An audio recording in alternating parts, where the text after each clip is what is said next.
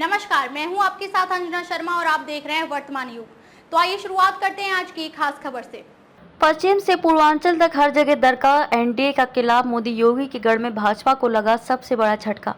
उत्तर प्रदेश में मोदी योगी बनाम दो लड़कों की जोड़ी राहुल अखिलेश के बीच हुए सीधे मुकाबले में भाजपा के तीखे अस्त्र शस्त्र बेअसर साबित हुए।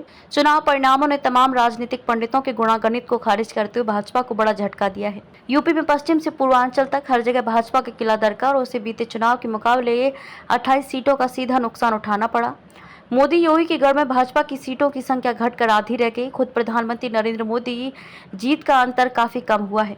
प्रदेश में आधा दर्जन से अधिक केंद्रीय मंत्रियों को भी जनता ने नकार दिया। मतदाताओं का मिजाज भांपने में चूकी भाजपा।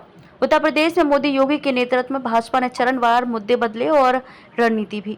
सनातन धर्म, मंगलसूत्र, राम मंदिर के साथ ही ध्रुवीकरण की भी कोशिशें हुई, लेकिन मतदाताओं का वास्तविक मिजाज भांपने में पार्टी कामयाब नहीं हुई। वहीं सपा का पीडीए, पिछड़ा, दलित और अल्पसंख्यक फॉर्मूला, संविधान बदलने व आरक्षण खत्म करने का दाम अपेक्षाकृत असरदार दिखा।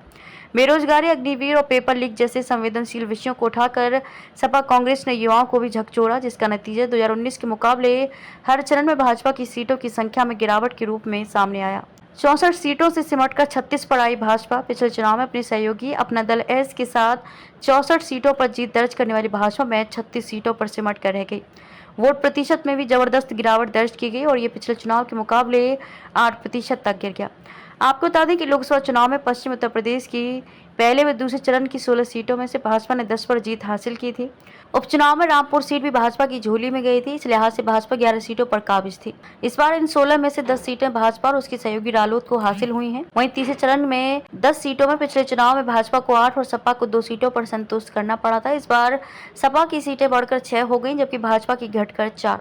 पिछले चुनाव में चौथा चरण की सभी 13 सीटों पर भाजपा काबिज हुई थी। इस बार यह आंकड़ा घटकर 8 पर सिमट गया है। वहीं 5वें चरण की 14 सीटों में पिछले चुनाव में भाजपा को 13 और कांग्रेस को महज 1 सीट हासिल हुई थी। इस बार बदले माहौल में भाजपा घटकर 4 और कांग्रेस बढ़कर 3 पर पहुंची है। सपा को इस चरण में 7 सीटें हासिल हुई हैं।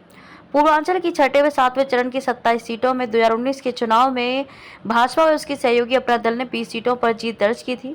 इस बार घटकर ये आंकड़ा 10 रह गया है। सीटों के लिहाज से दूसरा चरण ही भाजपा के लिए बेहतर रहा। अंतिम 3 चरणों के चुनाव में जनता की उम्मीदों पर भाजपा प्रत्याशी उतने खरे नहीं उतरे।